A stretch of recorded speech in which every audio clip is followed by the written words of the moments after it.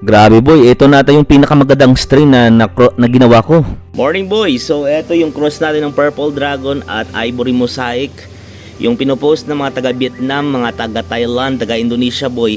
Nakuha natin boy yung mga itsura ng isda nila dito boy. Papakita ko boy, saglitan lang boy. I love you so much. I-follow nyo yung page natin yung YouTube at yung TikTok boy. Marami tayong gagawin ng mga crosses boy.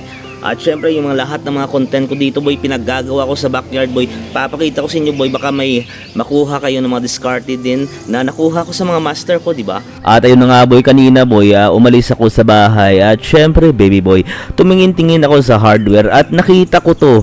Syempre nakikita nyo rin naman siguro yan baby boy. At yung nasa isip ko talaga, gagamitin ko to boy na pang script sa ating aquarium. Alright, para hindi tayo mahirapan boy. Bakit tayo bibili sa Shopee kung meron naman palang ganito sa hardware boy? Yung mga lumot sa aquarium natin boy. GG dito. Sa 35 peso, may nakita ko kanina boy. Ayun, binili ko. Ito nga pala baby boy, yung na-cross natin sa Purple Dragon at sa isdang Ivory Mosaic. Last 2 weeks ago nagpost ako boy ng resulta, pero eto na nga yung second update natin baby boy. At sa makikita nyo dyan baby boy, ayun, lumalabas na talaga yung tunay na kulay ng isda na to. Lods, yung itsura niya parang dragon din talaga. Kaso ang problema lang talaga dito boy, yung pattern niya parang medyo hindi ganun kaganda na. Mas maganda yung dragon syempre kasi mas pantay yung mga espada boy. Pero sa nakikita nyo dito, meron din naman na magaganda yung pattern. Katulad nyan boy, napakaganda ng pattern pa.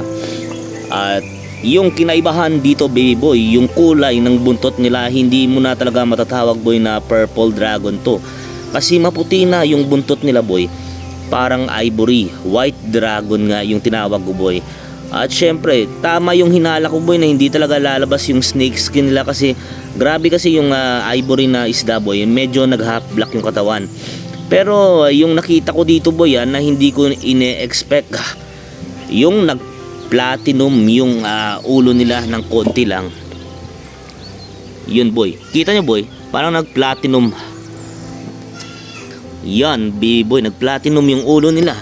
So yung platinum na kulay na yan boy, para sa ulo nila, nakuha nila ata yan sa ivory na strain na mana nila. Hindi ko inaakala boy na maipapasa ng female yung ganyan na trait dito sa cross natin boy.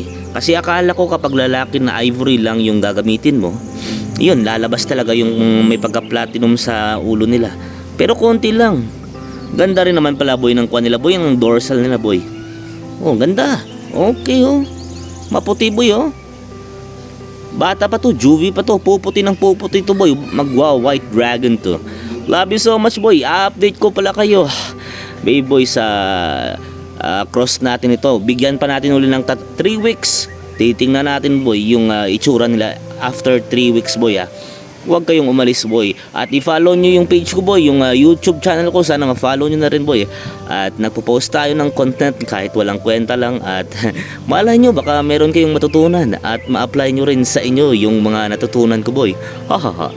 Hindi naman ako eksperto boy, pero ayun na nga. Malay nyo, di ba? Love you so much boy.